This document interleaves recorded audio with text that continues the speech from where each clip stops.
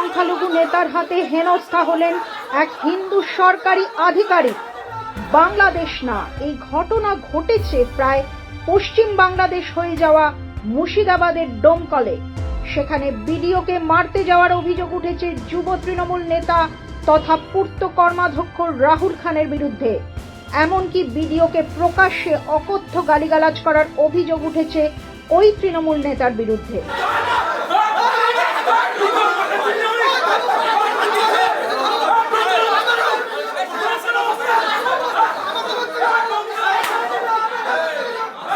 পরিস্থিতি সামাল দিতে বিডিও অফিসে আসতে হয় পুলিশ আধিকারিকদের। স্থানীয়দের দাবি, তৃণমূলের দুর্নীতিতে সামিল না হওয়াতেই বিডিওর ওপর হামলার চেষ্টা করেছেন ওই মুসলিম তৃণমূল নেতা। রাজ্যে হিন্দু সরকারি আধিকারিকদের ওপর মুসলিম তৃণমূল নেতার হামলার ঘটনা নতুন নয়। স্বাস্থ্য দপ্তরের আধিকারিকের ওপর তৃণমূল বিধায়ক হুমায়ুন কবিরের হামলার ঘটনা সোশ্যাল মিডিয়ায় ভাইরাল হয়েছে। সন্দেশখালীতে শাহজাহান বাহিনীর হাতে ইডি আধিকারিক ও কেন্দ্রীয় বাহিনীর জওয়ানদের আক্রান্ত হওয়ার ঘটনা শিরোনাম হয়েছে গোটা দেশে। সম্প্রতি ফের সন্দেশখালীতে অভিযুক্তদের গ্রেফতার করতে গিয়ে হামলার মুখে পড়েছেন পুলিশ কর্মীরা। সত্যি বলতে গেলে এই ধরনের সমস্ত ঘটনার কথা শুধুমাত্র উল্লেখ করতে গেলে দিন কাবার হয়ে যাবে। আর ফের একবার সেই ঘটনা ঘটল মুর্শিদাবাদের ডোমকলে।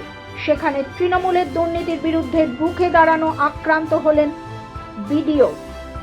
জানা গিয়েছে বুধবার ডোমকল বিডিও অফিসে পঞ্চায়েত সমিতির পূর্ত সংক্রান্ত স্থায়ী কমিটির বৈঠক ছিল। বৈঠকে বিডিও শঙ্খদীপ দাসকে তৃণমূলের বেআইনি কাজে সামিল হতে চাপ দিতে থাকেন পূর্ত কর্মাধ্যক্ষ রাহুল খান। অভিযোগ, বিডিও তাতে রাজি না হলে শঙ্খদীপ বাবুকে মারতে যান রাহুল খান। এরপর বিক্ষোভের নামে বিডিও অফিসের সামনে বিশৃঙ্খলা শুরু করেন ওই তৃণমূল নেতা। বিডিওকে অকথ্য গালিগালাজ করেন তিনি। নিরাপত্তা চেয়ে ডোমকল থানায় ফোন করেন বিডিও। সঙ্গে সঙ্গে ঘটনাস্থলে পৌঁছন ডোমকল থানার এসআই সুরজ সরকার। তিনি পরিস্থিতি নিয়ন্ত্রণে আনেন।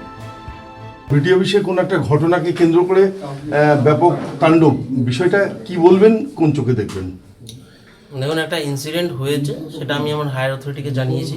আমি অ্যাট প্রেজেন্ট যাচ্ছি জেলাতে, গিয়ে আমি বাকিটা ওখানেই বলবো যা আছে, সেখান থেকে যেরকম ডিরেকশন দেবে সেইভাবে। যেটা বাইরে ঘটেছে বলে হচ্ছে সেটা কি বাস্তব সত্য? দেখুন, একটা ইনসিডেন্ট জাস্ট হয়েছে, এটা আমি বলতে পারি। সেটার বাকিটা ডিটেলস আমি জেলাতে জানাচ্ছি, ওখান থেকে যেভাবে আমাকে। যদি কারা করলো এটা সেটা আমরা দেখছি। আমি সেই হিসাবে আগে আমার হায়ার অথরিটির সঙ্গে কথা বলে নিই, তারপর অবশ্যই জানাবো। আপনার উপর কি কোনো হামলা হয়েছে?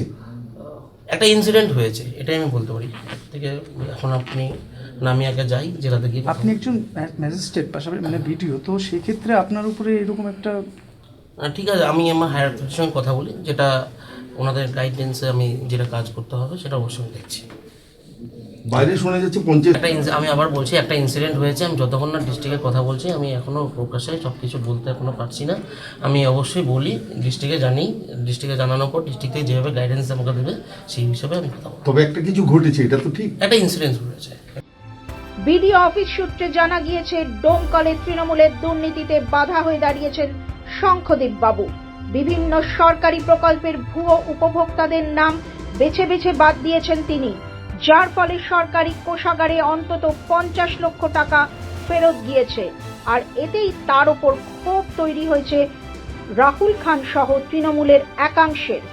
কিন্তু প্রশ্ন উঠছে, মমতা বন্দ্যোপাধ্যায়কে ক্ষমতায় রাখতে কেন বারবার তার দুধের গাই বাহিনীর আক্রমণ সহ্য করবেন নিজের যোগ্যতা প্রমাণ করে চাকরি পাওয়া সরকারি আধিকারিকরা? কেন এদের বিরুদ্ধে কোনো পদক্ষেপ করে না প্রশাসন, যাতে দিন দিন তাদের সাহস আরও বাড়ে?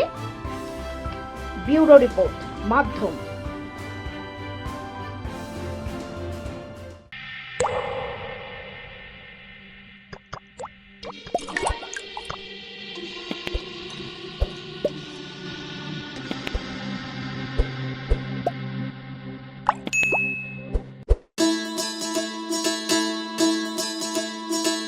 गरीबी मिटेगी, समृद्धि बढ़ेगी।